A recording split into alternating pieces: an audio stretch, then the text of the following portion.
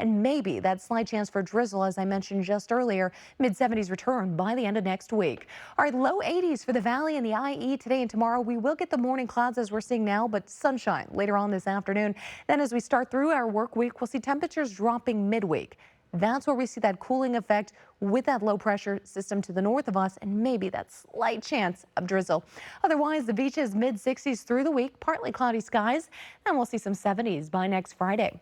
Now for Big Bear, you're looking at low 70s and mid-60s for the week. Overnight lows right around those mid-30s, a little chilly, but breezy as well.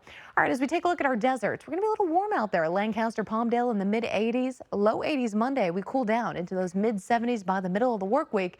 Get ready for some more gusty conditions. All right, I'll send it back to you guys. A pretty comfortable holiday weekend. Thank you, Carly.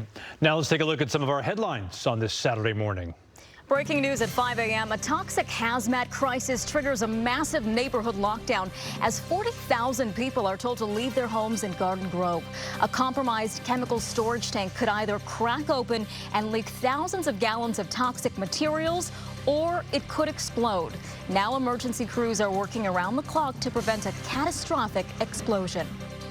This is Eyewitness News with live breaking news. Good morning, I'm Irene Cruz. And I'm Tim Caputo. This morning we have live team coverage of what authorities are calling a crisis situation. We have live updates on the latest evacuations and a closer look at the serious health risks. But we do want to begin with Eyewitness News reporter Dominique Newland, who has more from the scene. Tens of thousands of people in the Garden Grove community are under evacuation orders due to what first responders are calling a crisis situation. Toxic chemicals leaking from a large storage tank at GKN Aerospace facility, potentially leading to a spill or explosion. This is a potentially very, very serious situation. That there are chemicals that are under pressure in a huge tank, and as that pressure builds, that tank could explode. The leak triggering evacuation orders for roughly 40,000 residents and school closures. The night before, we got an alert that we would go to school, so I was just getting ready, and then last minute they texted and they said no, school's canceled everywhere. Air 7 video capturing water spraying over the tanks as drones fly overhead. OC Division Chief Craig Covey says progress is being made in cooling the tanks, but there's still ways to go. It's down to a temperature around 61 degrees, with 50 being its halfway place. So those efforts are succeeding, and it's giving us opportunity to reconsider engaging in close proximity to implement some of the concepts that were outside the box putting together, and we can go in there and mitigate this thing. What hazmat crews are wanting to avoid is one of two options. The tank fails and spills 6,000 to 7,000 gallons of toxic chemicals into a parking lot, or a sudden explosion. Dominique Newland, ABC 7 Eyewitness News. And as folks wake up this Saturday morning, more than 40,000 people remain under those evacuation orders across parts of Garden Grove and neighboring cities. And new shelters are opening this morning after some reached capacity overnight. Eyewitness News reporter Monica Deanda continues our live team coverage from an evacuation center in La Palma. Monica. Irene, Tim, good morning. This is still a very dynamic situation, and I just spoke to a Red Cross worker here at the Kennedy High School. This is just one of many evac centers, and he tells me there's about 100 people right now asleep inside of the center here behind me, so trying to keep it the volume a little low here, right? Because these families, they've been through a lot over the last 24 hours here, and this evacuation center, like I mentioned, just one of many. We asked the public information hotline this morning how many of these centers are at capacity and how many still are able to welcome families, and they told us it's kind of hard to pinpoint exactly which ones are where this morning because of the very fluid situation and the nature of this incident that's going on. But take a look. I want you to see right now on our screen the evacuation zones that are still in place because of this toxic chemical leak happening in Garden Grove. 40,000 people live within this evac zone that covers the area north of Trask Avenue, south of Ball Road, east of Valley View Street, and west of Dale Street. Small portions of West Anaheim and Cypress are also included in that evacuation zone. The Garden Grove Police Department says they have done reverse 911 calls and gone door to door, urging people to leave. They say right now there's about a 15% refusal rate. Video from Air 7 shows a line of dozens of people waiting to get into a shelter late last night. People have been coming to these shelters since they opened up yesterday, and more supplies were brought in overnight. But the shelters aren't just for people, they are also welcoming their four-legged friends. Everyone worried about how long they may be out and what could happen to their neighborhoods. Got a knock on the door, and I was told we were supposed to leave. So I did what I was told, and I left, got a backpack in my truck, and that's all I had. It's a disaster, especially if it explodes or, if the gas fumes come this way. So, of course, there's always concern about things like that. And we have also gotten reports that at some point some of these evacuation centers have been filled to the max. They are not welcoming other people here at Kennedy High School. I'm told this morning they still have some space.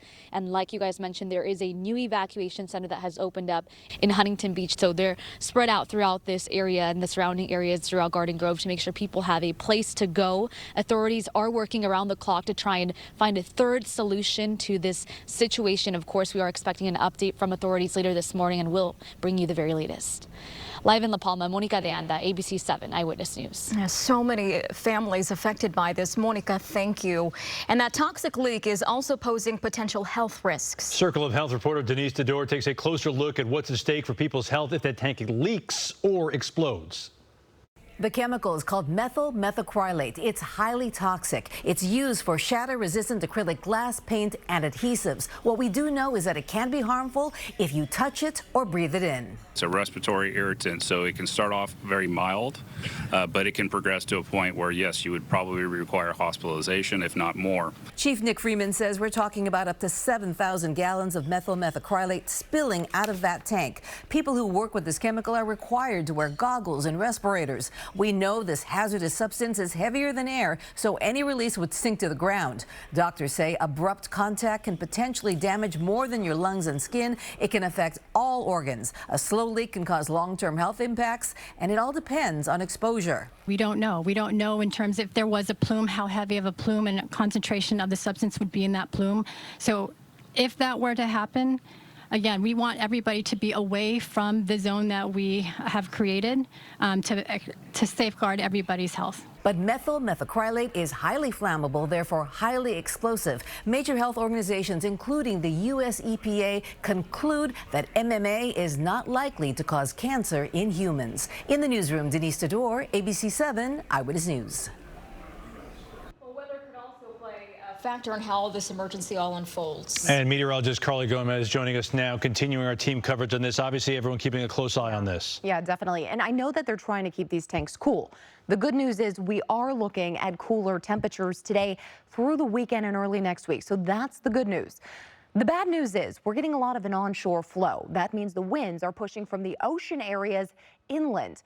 Currently, in the overnight hours, you get the offshore flow. That's where the winds are moving from the mountains toward the ocean. So you can see the direction of the winds right there. Now, as we get the onshore flow throughout the day and the afternoon, if something were to blow, that would push a lot of those winds toward areas of the northeast. Just take a look here at our map. I just kind of want to point this out here. As the winds move from the ocean in, this is where we expect to see most of the fumes pushing just to the northeast here. And then that could start affecting a lot of communities downwind of that. And it does include areas of Anaheim as well as areas toward Disneyland, unfortunately, and then areas toward our foothills. So we are keeping a very close eye on that and the potential for that fume to start making its way inland. So that's what's happening with that onshore flow of winds. Now, patchy fog this morning, that's keeping things kind of at bay.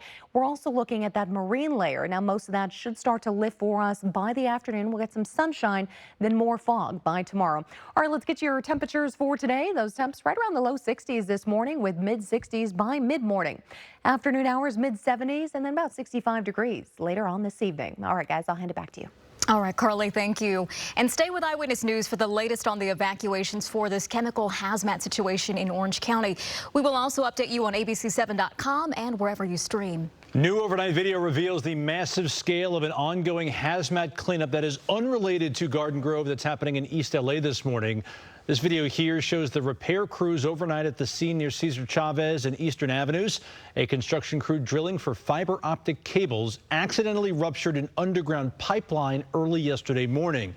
That break sent 2,400 gallons of crude oil pouring into the streets there. Much of that oil entered storm drains and has already spilled directly into the LA River.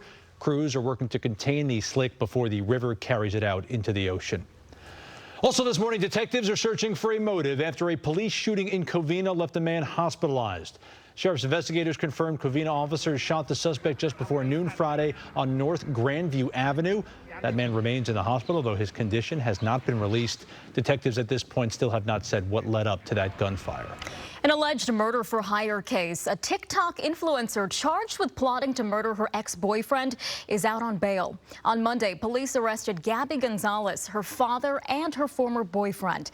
The alleged target was her daughter's father, Jack Avery, a singer-songwriter and former member of the boy band Why Don't We. Prosecutors say Gonzalez was in a bitter custody dispute with Avery over their 7-year-old child.